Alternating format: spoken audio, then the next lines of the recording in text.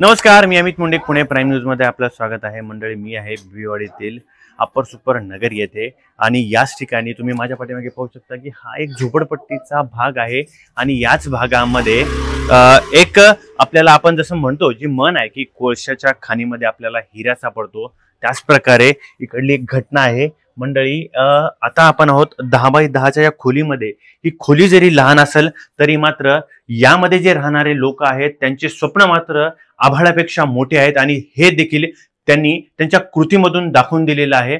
नेमकं काय ही स्थिती आहे आणि तुम्ही पाहू शकता की आपल्या सोबत आहे एक बाल कलाकार, त्याला राष्ट्रपतीच्या हस्ते पुरस्कार देखील प्राप्त झालेला आहे आणि एकंदरीत आपण जाणून घेऊया त्याच्याशी. बाळा, काय सांगशील एकंदरीत की तुला राष्ट्रपतींच्या हस्ते पुरस्कार मिळालेला आहे आणि तुला त्यावेळेस तुझ्या भावना काय होत्या?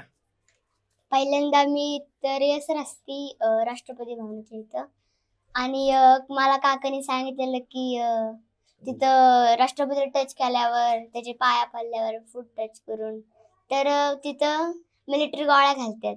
मी पहिल्यांदा लय घाबरलो होतं, लय घाबरलो होतो. मग दुसऱ्या दिवशी आवड फंक्शन आलं, मी त्यांच्यापासून जरा लांबच राहिलो गोळ्या नको खायला म्हणून.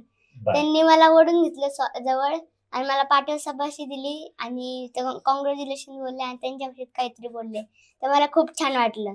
बरं, एकंदरीत कबीर, तू असं सांगितलंस की आम्हाला की तू ज्यावेळेस हे स्वीकारते वेळी आणि तुला त्यावेळेस शाहरुख खाननी सुद्धा तुझ्या सोबत काहीतरी काय झालं नेमकं? तू माझं आवड मला भेटलं होतं आणि शाहरुख खान आवड होऊन आला होता त्या सीटवर बसायला आणि तो असा फिरत होता तर त्यांनी मला बघितलं आणि त्यांनी मला डोळा मारलेला. अच्छा, बरं. एकंदरीत आता तू या जिप्सी या चित्रपटामध्ये जे काम केलंय ते एकंदरीत यामध्ये तुला कोणकोणत्या गोष्टीचा सामना करावा लागला? ऊन असेल, वारा असेल, पाऊस असेल, त्याच्यावरती तू कशी मात केली? एकंदरीत शाळा पण होती तुझी, तर दोन्ही कसं सांभाळलंस तू?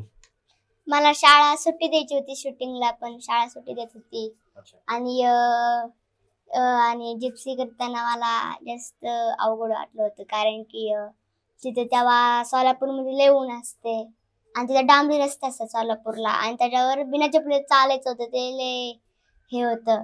आणि मग त्यानंतर त्याला काय रोज खायला मिळत नव्हतं चांगलं असं गरम गरम आणि मग नंतर त्याला कुठं पण जायचं असलं तर चालत जावं लागत होतं, ते पण लय होतं. आणि कोकणामध्ये गेल्यावर त्याला सलग 10 दिवस भिजायचं होतं मला, ते लय हार्ड वाटलं होतं मला. असं का? बरं, एकंदरीत दादा, तुम्ही काय सांगाल की ह्याच्या खडतर प्रवासामध्ये तुमचाही तितकाच महत्वाचा वाटा आहे याबाबत? आणि ज्यावेळेस आपला मुलगा राष्ट्रपतींच्या हस्ते पुरस्कार प्राप्त करतो, ही नक्कीच महाराष्ट्रामधील नाही तर भारतामधील कुठल्याही बापाला ही गर्वाची बाब आहे. याबाबत तुम्ही काय सांगाल? नमस्कार, मी शशी चंद्रकांत खंदारे, जिप्सी सिनेमाचा रायटर डायरेक्टर आहे.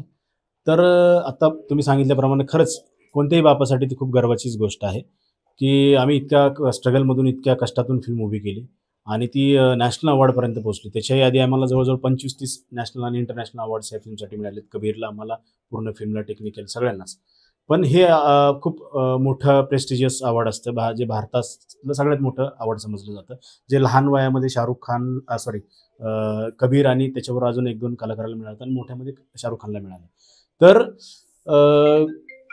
गोष्ट अशी होती की मला समजा रायटर म्हणून, डायरेक्टर म्हणून नॅशनल मिळालं असतं तर जितका मला आनंद झाला नसता, तितका त्याच्यापेक्षा कितीतरी काही पटीने जास्त मला माझ्या मुलाला बाप म्हणून, डायरेक्टरपेक्षा बाप म्हणून खूप जास्त आनंद झाला. तो शब्दातच नाही म्हणता येणार. अच्छा, बरं दादा, एकंदरीत आम्ही ज्यावेळेस तुमचं घर सुद्धा शोधत होतो ना, तर त्यावेळेस आम्हाला कबीरचं घर पाहिजे का तुम्हाला म्हणून, म्हणजे तुमच्या इकडल्या ज्या भागामध्ये ओळख होती. खरंच, म्हणजे या बाबतीत तुम्ही काय सांगाल? त्या बाबतीत एक गोष्ट नोंद करतो, म्हणजे सांगतो की आम्हाला कोणीच ओळखत नव्हतं इथे खरं तर आजपर्यंत. म्हणजे मलाही नाही, त्यालाही नाही, आम्ही इथं राहतो किंवा काहीच माहित नव्हतं. आम्ही इथून पहाटे रोज, म्हणजे मी सकाळी ऑफिसला जायचो, काम करत दिवसभर, कोणीच ओळखत नव्हतं. पण आज कबीरच्या नावाने आम्हाला ओळखलं जातं. मला अजून पण ओळखत नाहीत लोक, पण इथं कबीरच्या नावाने ओळखलं जातं. ते आता मी जे बोललो की ते नॅशनल अवॉर्ड इतकंच आनंददायी आहे. दादा, एक बरं कबीर, तू मला सांग, जे अवॉर्ड घेण्यासाठी लोक वर्षानुवर्ष मेहनत करत असतात, मात्र ते तुला अवघ्या 10व्या वर्षी तुला मिळालेलं आहे, त्याबाबत तू काय सांगशील? मला अवॉर्ड घेताना काहीच नाही वाटलं. असं का? पण खुश होतो मी लय. बरं, आणि एकंदरीत पप्पांची मेहनत, तुझी मेहनत आणि त्याचंच हे आपल्याला फळ मिळाले वाटतं का तुला? हा. आणि याच्या पाठीमागे कोणी कोणी तुला सपोर्ट केलेला आहे, कोणी कोणी हिंमत दिलेली? सगळ्यांनी. शाळेतले शिक्षक होते का? हा. मंडळी, आपण जसं पाहिलं की स्वप्न जर मोठी असतील तर त्याला तुमची परिस्थिती असो का आजूबाजूचा परिसर असो, याला मात्र कोणी थारा देत नाही. आणि एकंदरीत कबीरने असं दाखवून दिलं की जे कलाकार, जसे बॉलिवूडमधले कलाकार, जसं आपण शाहरुख खान पाहिलं की त्यांना वर्षानुवर्ष लागले की हा पुरस्कार मिळवण्यासाठी, मात्र कबीरने अवघ्या 10व्या वर्षी त्यांनी हा अवॉर्ड मात्र प्राप्त केला. आणि अगदीच एखाद्या बापाला ज्यावेळेस मुलाच्या नावाने ओळखतात त्यावेळेस त्या वडिलाची मान ही अभिमानाने उंच होते. आणि त्याच्या वडिलांनी आम्हाला सांगितलेलं आहे की हा ज्यावेळेस कबीर घेत होता आणि त्यावेळेस मी शेवटच्या रांगेत होतो आणि मला जेवढा पुरस्कार जर मिळाला असता एवढा मला गौरव वाटला नसता जेवढा माझ्या मुलाला मिळाला आणि माझी मान उभारून आली. हे देखील वडिलांना इतकंच महत्वाचं आहे. एकंदरीतच या लहान मुलांनी दाखवून दिलं की स्वप्न मोठी असेल तर आपण ती पूर्ण करू शकतो. आता एकंदरीतच कबीरच्या पुढच्या प्रवासाला आमच्या पुणे प्राईम कडूनही खूप खूप शुभेच्छा. कॅमेरा पर्सन सोबत अमित मुंडे, पुणे.